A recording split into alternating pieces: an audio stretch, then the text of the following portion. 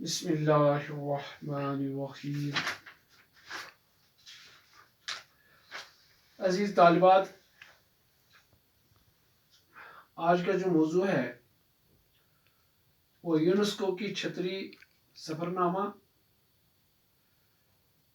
اس کے بارے میں ہم نے اس کا مختصر خلاصہ بھی پڑھا تھا اور مجتبیٰ حسین کے بارے میں اس کی زندگی اور ادبی خدمات بھی، اور سفر نامہ کیا ہوتا ہے اس کو بھی ہم نے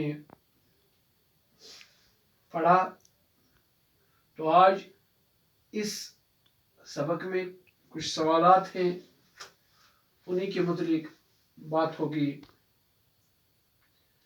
مصنف نے بیوی کو خط میں کیا لکھا؟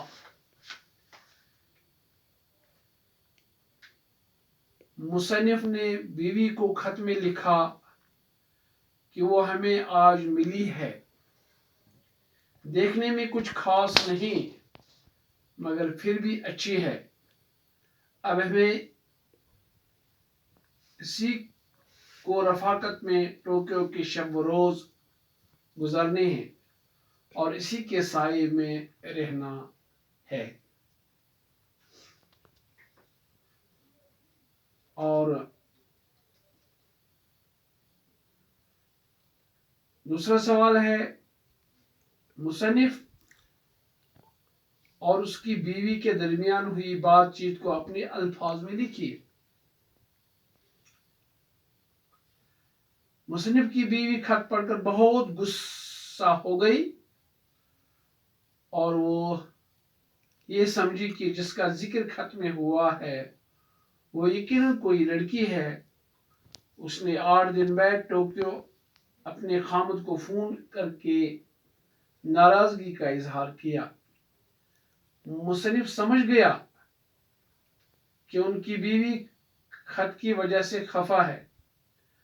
مصنف کی بیوی کو شک ہے کہ اس کے خامد کے ساتھ اس وقت کمرے میں وہی ہے جس کا ذکر خط میں تھا. مصنف اپنی بیوی کو بہت یقین دلانے کی کوشش کرتے ہیں کہ وہ اس وقت اپنے کمرے میں بالکل اکیلے ہیں اور نیند کی وجہ سے اس کی آواز میں خمار ہے، مگر بیوی کو بالکل یقین نہیں آتا ہے. مجتبیٰ حسین جب اس کو کہتے ہیں کہ جس کو تم لڑکی سمجھ رہی ہو وہ حقیقت میں چھتری ہے، مگر اس کی بیوی پھر بھی اعتبار نہیں کرتی اور غصے میں بہت زور سے فون رکھ دیتی ہے. کچھ چھوٹے سے سوالات ہیں. سیمینار کے کچھ اور مندوبین کے نام لکھیے. جو حضرات، خواتین و حضرات سیمینار میں شرکت کے لیے آئے تھے ان کے نام لکھنے ہیں. شری لنکا کے مسٹر جیاکوڑی، تھائی لینڈ کی مسٹر پرنیا،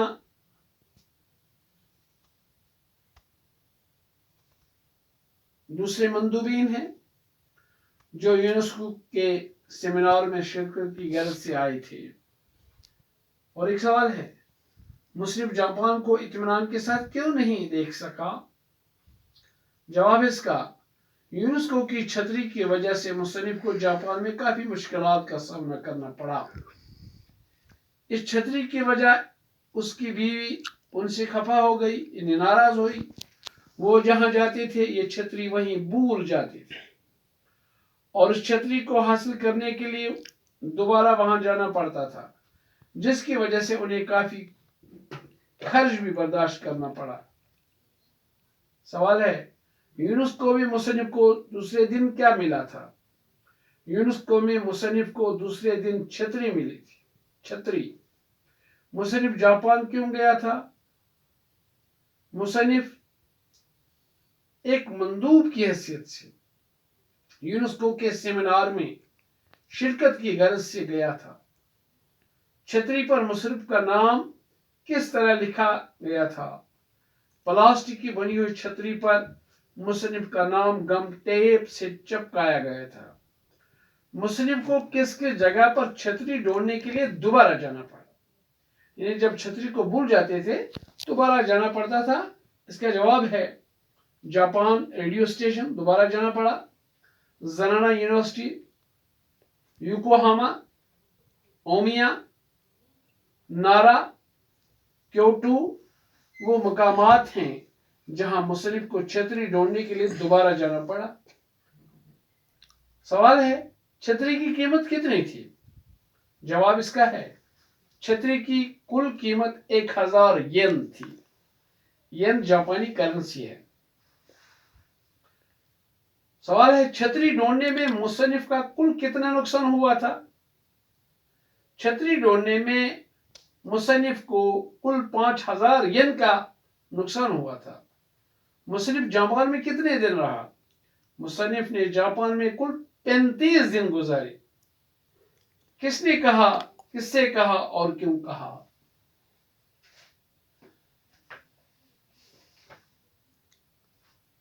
मेरी खैरत जाए बाढ़ में, पहले बताओ इस कमरे में अकेले हो या वो भी तुम्हारे साथ है?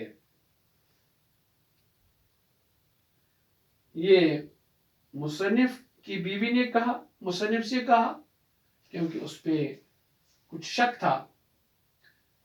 मुसन्निफ की बीवी ने अपने खामद मुजतबा हुसैन को फोन पर कहा, दरअसल उसे खत की वजह से गलतफहमी हुई है, इसलिए वो जबरदस्त गुस्से में है और ये सोच रही कि मुजतबा हुसैन जापान में किसी लड़की के साथ हैं। भला छतरियों की भी कहीं शादी होती है? इसका जवाब है मुजतबा हुसैन अपनी बीवी को फोन पर जवाब देते हैं। असल में बीवी को शक है कि जिस छतरी के बारे में मुजतबा हुसैन ने जिक्र किया वो जरूर कोई लड़की है और इसलिए वो उससे पूछती है कि छतरी की शादी हुई या नहीं। मैं कल ही जापान से चला जाऊंगा, मुझे ऐसा दोहराने वाला सेमिनार नहीं चाहिए। ये जुमला श्रीलंका के मंदूब जियाकोड़ी ने उस वक्त कहा जब इजलास के वक्त जलजले के झटके उन्होंने महसूस किए। अब आप हिंदुस्तान जाकर अपनी बीवी को भी इस तरह साथ रखिएगे जिस तरह यहां छतरी को रखा था। इसका जवाब है यूनेस्को की अहदेदार मिस जू ने मुजतबा हुसैन से कहा, क्योंकि जापान में उन्होंने इस छतरी का बहुत ज्यादा ख्याल रखते थे, इसलिए मिस जू ने ऐसा मजाक के तौर पर कहा। क्या अजब कि अब की बार हम बादल बनकर तुझ पर बरसने आ जाए।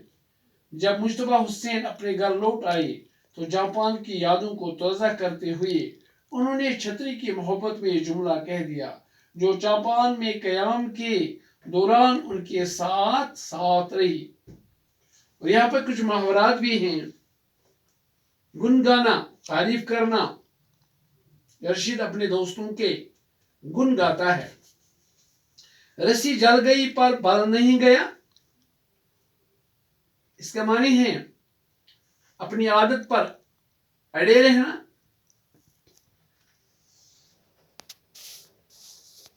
सुलेमान नुकसान उठाने के बावजूद भी बाज नहीं आता है, लगता है रस्सी जल गई पर बल नहीं गया। टांग अड़ाना, रुकावट बनना। हमारे काम में टांग मत उड़ाना। आंखें बिछाना, इंतजार करना।